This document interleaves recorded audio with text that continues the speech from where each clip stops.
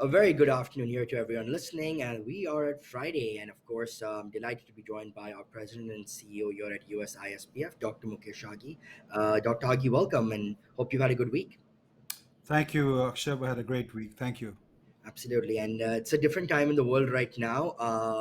All eyes are on the Russia-Ukraine conflict, or escalation rather. And given India has abstained from its vote at the UN Security Council, what does it mean for New Delhi, given Washington's concerns on the tension between Moscow and Kiev? Where does India fit in?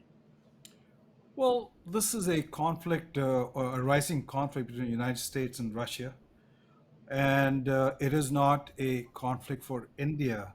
So India has to walk a tightrope while maintaining relations with Russia and building a strong partnership with United States.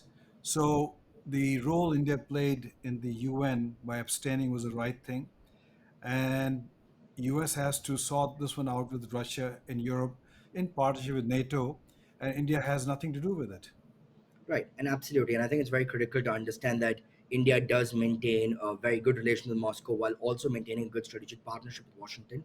And India, of course, believes in a multipolar world. So that's sort of New Delhi's understanding right now, that India does not want to be seen as a pawn in a larger conflict.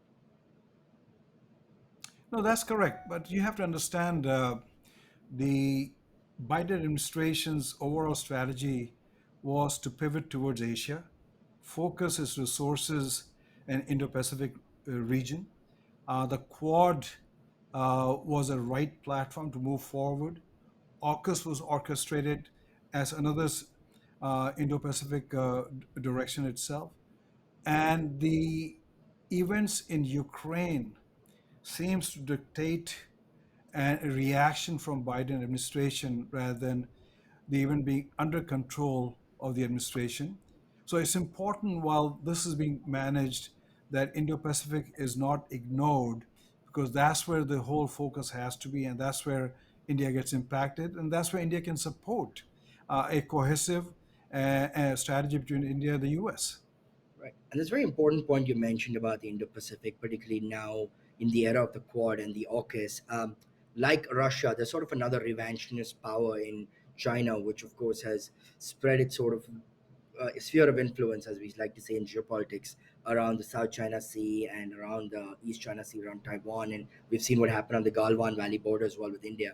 How do you see this role right now for Washington to play in the Indo Pacific? Do you feel that too much conflict on in Eastern Europe may maybe someone's taking the eye off the ball with regards to the Indo Pacific?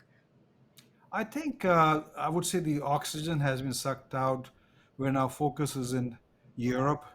And I'm not saying Asia Pacific is being ignored, but the focus which was there early on, that seems to sway towards Europe. It is important that US, India, Australia, Japan get focused more and more, trying to ensure that there is a international rule of the law, there's more peace and stability in the region itself. Right, and you mentioned the four Quad powers. We know the Quad foreign ministers meeting is going to happen this month, later in Australia. While the focus of the Quad is Indo-Pacific, uh, and Russia and Ukraine do not feature in that. Do you feel that because of the priority that Washington's giving this escalation, that could perhaps come up as a security concerns, or would the Quad should keep completely away from it and focus on the key things of vaccine diplomacy and supply chains in the Indo-Pacific? No, it could come. You have to understand in multiple ways.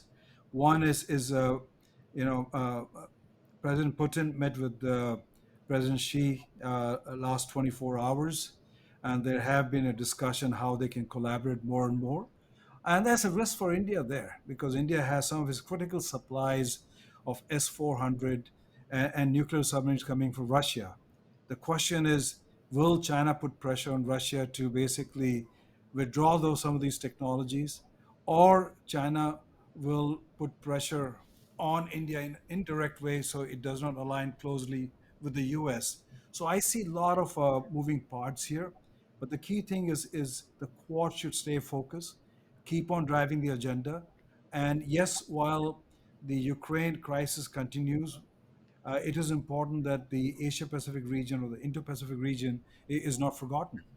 Right. On a final note, you mentioned about S-400, but it's also important that CATSA sanctions, the waivers, do come in because India is a strategic partner and not beholden to either Moscow or Washington in its only defense priorities. Right. No, absolutely. You have to understand CATSA is a US law which you can't apply to a sovereign country.